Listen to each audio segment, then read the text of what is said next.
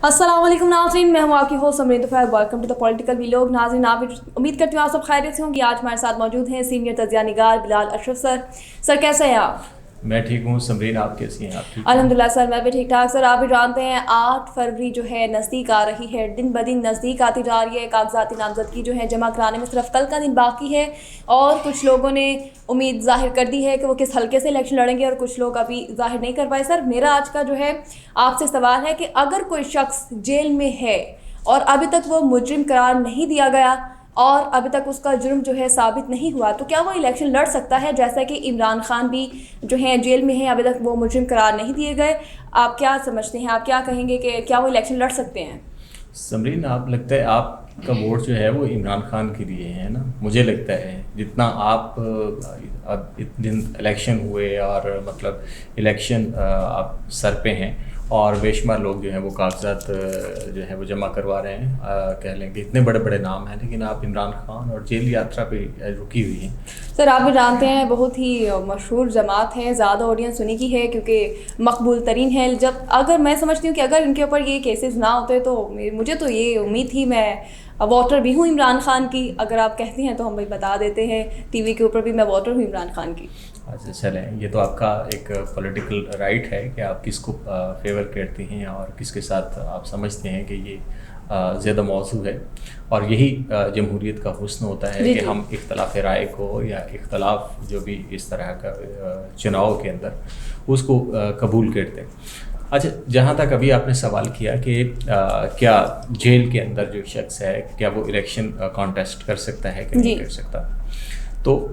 हम अगर इसका देखें दो तरह के हैं, इसके दो पहलू हैं। एक है इसका तारीख़ी पहलू है कि क्या जो माजी की अगर हम दरीचों में थोड़ा सा जानते हैं तो क्या हमें वैसा कुछ ऐसा दिखता है कि माजी में कुछ ऐसी मिसालें हैं कि जहाँ पे जेल में बैठे लोग जो हैं वो इलेक्शन कॉन्टेस्ट कर रहे हों। तो सबसे पहले हम उसी का अहाता कर लेते हैं। ठीक है। उसके बाद दूसरा पहलू ये है कि वो टेक्निकल क्या ग्राउंड्स क्या हैं कि जिनको प्ली बनाकर हम ये कह सकते हैं कि जेल में बैठा आदमी जो है वो इलेक्शन लड़ सकता है। तो सबसे पहले हम बात करते हैं कि पाकिस्तान की जो तारीख़ है, पाकिस्तान की तारीख़ चूँकि सियासत और जेल ये दोनों एक लाज़िम मलज़ूम है और जेल ने हमेशा सियासत को एक तरह ज़िंदगी भी दी है, बका बख्शी है और कह लें कि एक तरह का बूम दिया है ये पॉलिटिकल इकोनॉमी को। पाकिस्तान के अंदर किसी ने अगर बहुत ज़्यादा एनरिच किया होगा तो वो शायद पॉलिटिशियन कम और पॉलिटिशियंस के जो एक्शंस हैं उन्होंने कम और उनकी जो जेल यात्राएं हैं उन्होंने उसको ज़्यादा सपोर्ट किया है। मिसाल के तौर पे हम बात करते हैं जुल्फ़िकार अली भुट्टो। तो जुल्फ़िकार अली भुट्टो जब 1977 की बात है तो वो शायद उस तरह पॉपुलर नहीं रहे थे जैसे वो माजी में थे। ठीक है। तो उनकी पॉपुलैरिटी का ग्राफ जो है वो किसी हद तक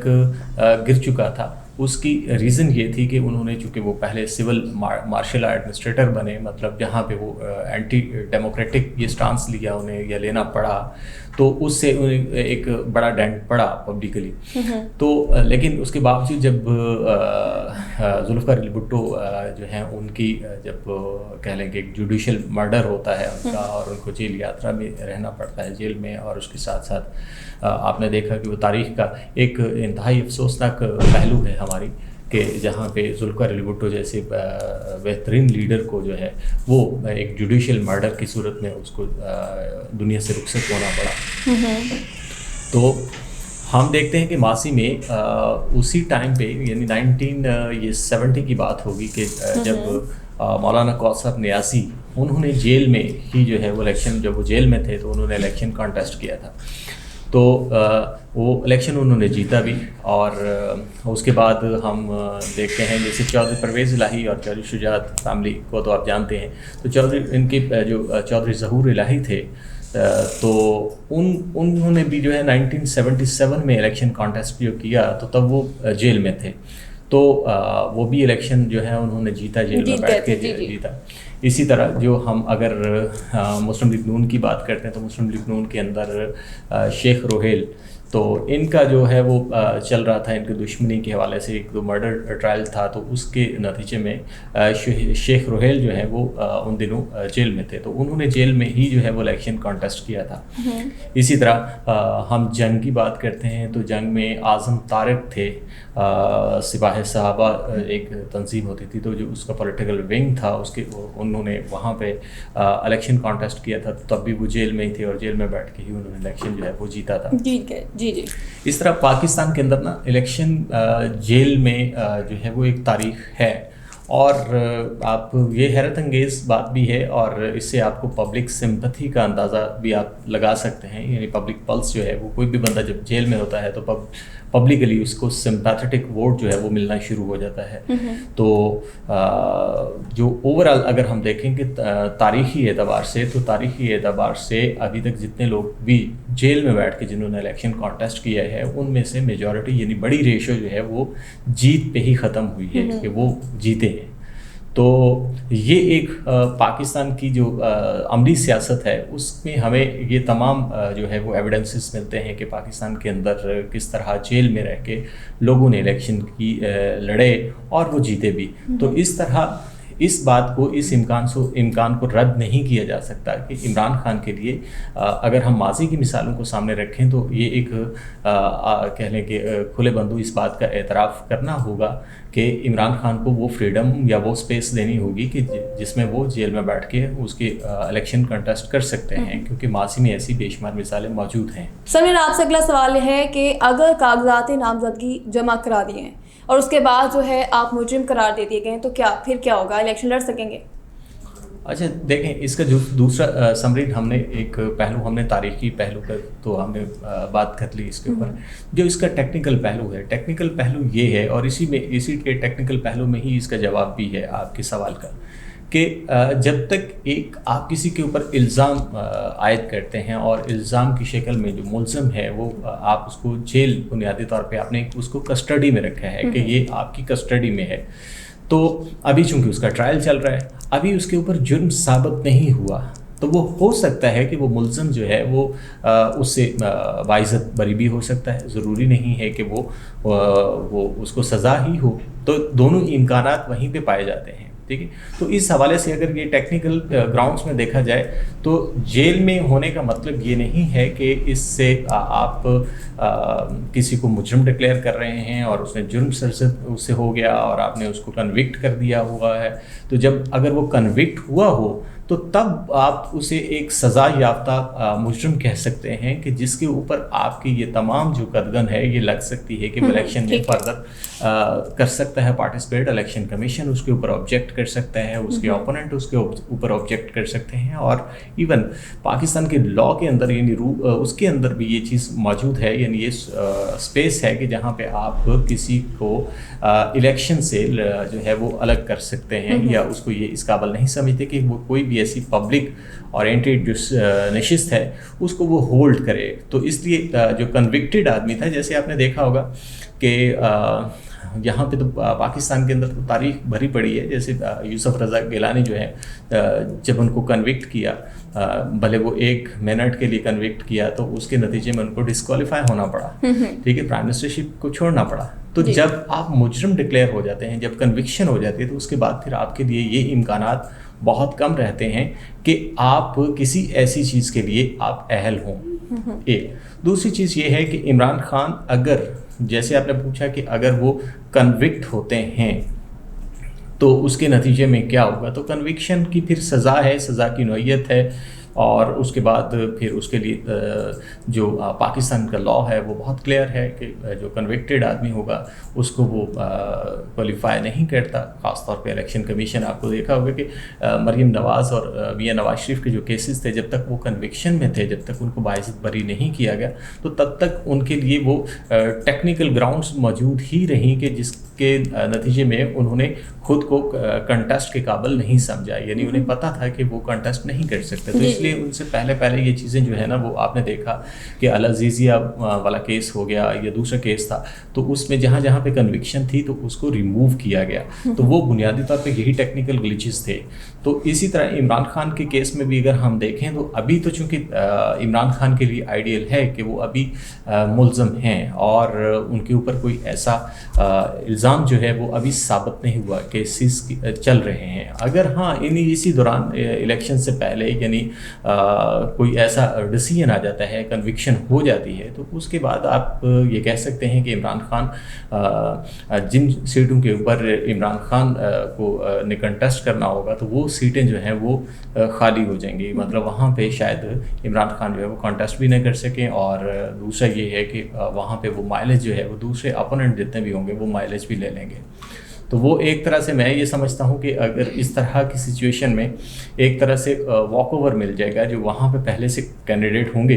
ان کو وہاں سے واک اوور وہ مل سکتا ہے. مثال کے طور پہ جیسے ابھی ہم نے سنا کہ صنم ایک جو ایکٹیوسٹ ہیں مطلب پاکستان تحریک انصاف کی، تو وہ بھی جیل میں ہیں. تو ان کا ہے کہ وہ مریم نواز کے خلاف جو ہے وہ الیکشن میں آ رہی ہیں. تو اگر ان کو ٹکٹ ملتا ہے اور پاکستان تحریک انصاف نے ان کو ٹکٹ دیا اور وہ مریم نواز ان کے خلاف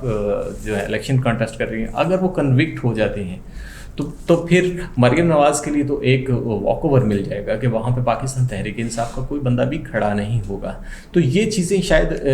پاکستان تحریک انصاف کو سوچنا بھی ہوگا جب وہ اپنی پولیٹیکل اسٹریٹجی کو ڈیوائز کر رہے ہوں گے. تو کیا انہیں اتنا کھلا روم دینا چاہیے اپنے اپوننٹس کو، یا پھر ایک سیف جو ہے وہ جو ہے سیکیور اور سیف گیم جو ہے وہ پلان کرنی چاہیے کہ ان لوگوں کو ان کو وہاں پہ کہنے کے وہ نہیں دینا چاہیے، ٹکٹس نہیں دینے چاہیے کہ جہاں پہ جن کے یہ امکانات موجود ہوں کو یہ کنوکٹ ہو سکتے ہیں، اور کل کو یہ گراؤنڈ جو ہے وہ ایک ایسی ہوگی کہ آپ پاکستان تحریک انصاف کا وہاں پہ کوئی بھی کینڈیڈیٹ نہیں ہوگا مقابلے کے لیے. سر امید یہ سپوز کر لیں کہ اگر عمران خان الیکشن نہیں لڑ سکتے تو آپ کو کیا لگتا ہے کہ وہ جماعت اسی طرح کے نتائج لے پائے گی جو انہوں نے 2018 میں لیے تھے؟ دیکھیے پاکستان کے اندر تو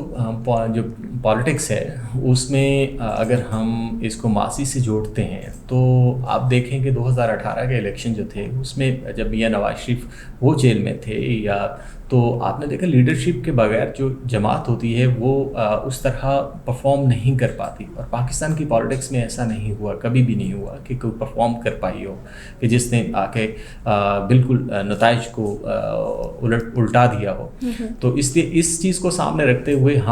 میں اس حوالے سے بہت زیادہ آپٹمسٹک نہیں ہوں کہ عمران خان یا پاکستان تحریک انصاف کوئی ایسا بریک تھرو دے سکتی ہے کہ آنے والے الیکشن میں اگر وہ جیل میں ہوں گے اور اس طرح کنوکشنز چل رہی ہوں گی تو ان تمام چیزوں کے باوجود پاکستان تحریک انصاف جو ہے وہ ریسرفیس ہو پائے گی. یہ ایک بہت ہی مشکل اور میرا خیال ہے اگر ماضی کو دیکھا جائے تو یہ ایک ناممکن بات لگتی ہے. یعنی کہ ہم یہ سمجھ لیں آپ کا آنسر کہ عمران خان جو ہیں الیکشن نہیں لڑ پائیں گے، جو ان کے اسکینڈلز چل رہے ہیں وہ بری نہیں ہو سکتے. ہاں دیکھیں اس میں تو ابھی تک جو سچویشن ہے اس کو اگر ہم سامنے رکھتے ہیں تو ہم یہ کہہ سکتے ہیں کہ عمران خان کے لیے الیکشن کے کانٹیسٹ کرنا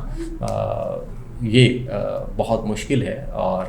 خاص طور پہ جب وہ ان کیسز کے بیچ میں سے گزرا. اور یہ آپ نے دیکھا ہوگا یہ 2018 میں میاں نواز شریف فیملی کے ساتھ بھی وہ بھی انہی کرائسس سے گزر رہے تھے. تو اس ٹائم پہ بھی ایک بڑی پاپولیرٹی بھی تھی میاں نواز شریف مسلم لیگ نون کی، لیکن اس کے باوجود آپ نے دیکھا کہ اس کے نتائج جب آئے الیکشن کے تو الیکٹورل کالج میں مسلم لیگ نون کے پاس تو پنجاب میں بھی اپنی جگہ بنانے کے لیے مطلوبہ تعداد موجود نہیں تھی، مرکز تو بہت دور کی بات ہے.